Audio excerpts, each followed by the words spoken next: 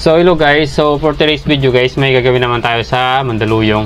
So yung problem pala ang gagawin ko palang problem doon is compressor naman. So pero iba naman yun ng ginawa ko dati, Mandaluyong din yun. So compressor din yung naging problema niya. Pero ngayon iba naman tong dental clinic. So bali sa Mandaluyong lang to, malapit sa Samat. So ang naging problem niya, umuugong lang daw yung compressor. So i-check ko ngayon kung ano nangyari doon. So baka capacitor lang, sana capacitor lang, hindi motor mismo. So yun lang guys, samahan nyo ako mamaya. Tara. So ngayon guys, papunta na tayo ng Mandaluyong. So out ko lang galing work. So magkaanong oras na ba? Yan, 5:11 na. So papunta na ako doon sa Mandaluyong. So malapit lang yun doon sa Samat Queen Road Dental Clinic pala yung clinic na pupuntahan ko. So titingnan ko yung compressor kung anong nangyari sa. So yun lang guys, kita-kits na lang pagdating doon. Thank you. So yan guys, so malapit na pala tayo. So nandito yung clinic ni Doc. So Queen Road Dental Clinic. Tingnan natin ang pasawnahan.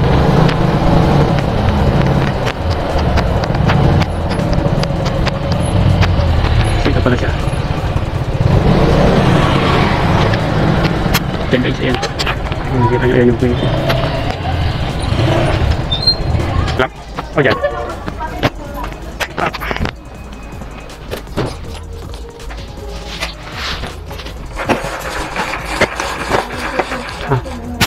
Ha?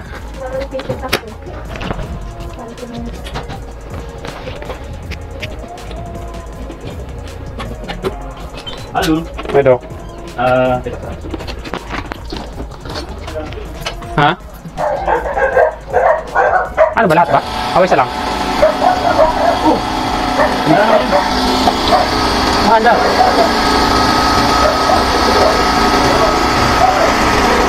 So ayan guys, may check ang compressor mga lahat pala.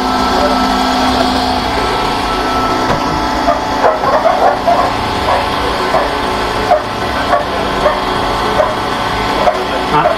Okay yan, mandar eh. Wala ka na. Ha? Wala ka na sa kasunod. Wala ka dito.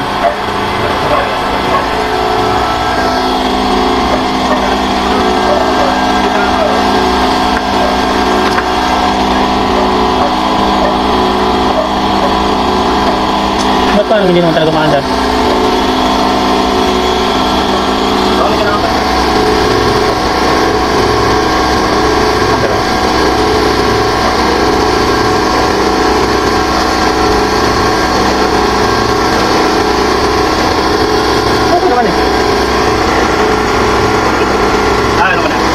Medyo loose ko.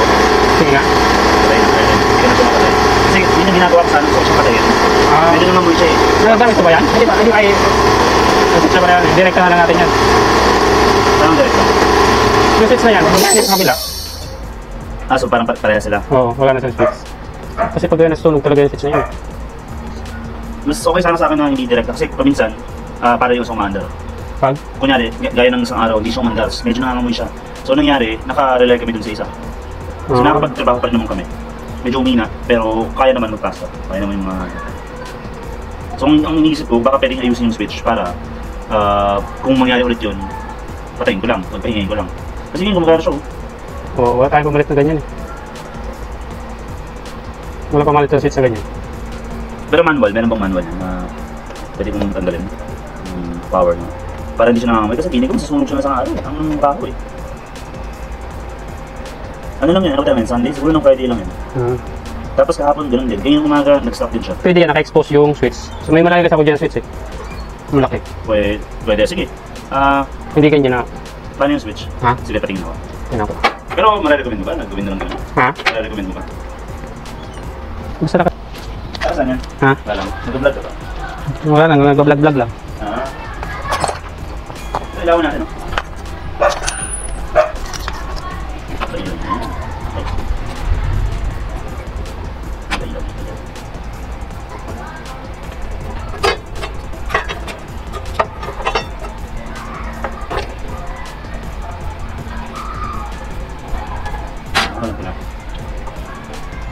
Yan.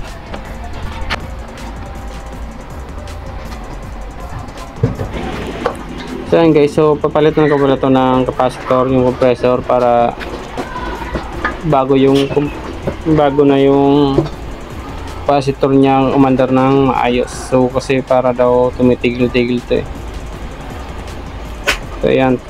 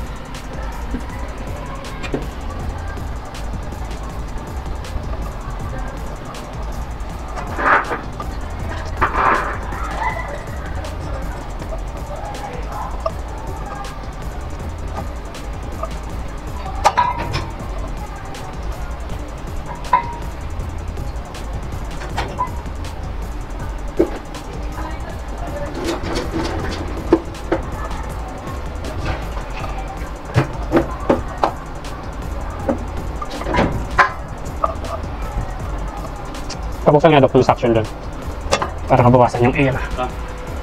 Ano bawasan yun? Yung suction para mandar ulit. Doon sa dental siya. Hindi. Sige, okay na yan. Okay. Sige lang.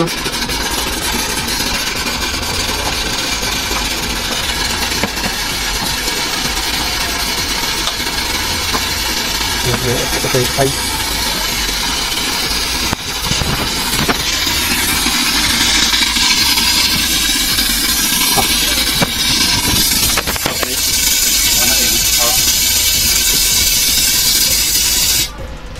Ano na? Ano yan sa mandar?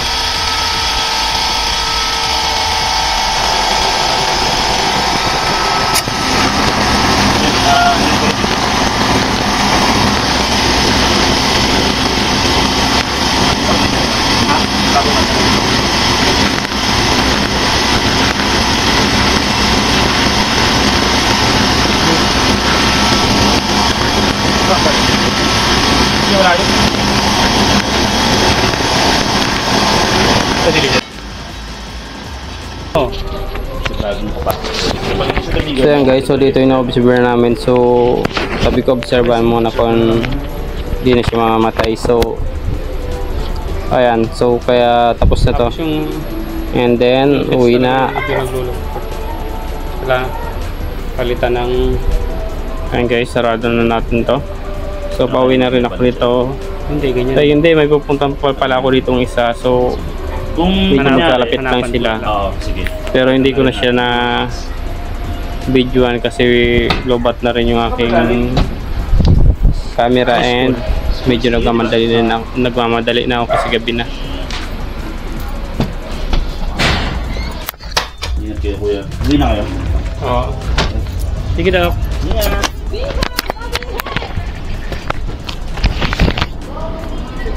So ayan guys, so tapos na tayo. So nagpalit tayo ng capacitor kasi yun yung sabi ni Doc, nag-umuugong daw minsan. Pero minsan gumagana pa naman yung capacitor. So pinalitan ko na para hindi na siya masisira ulit.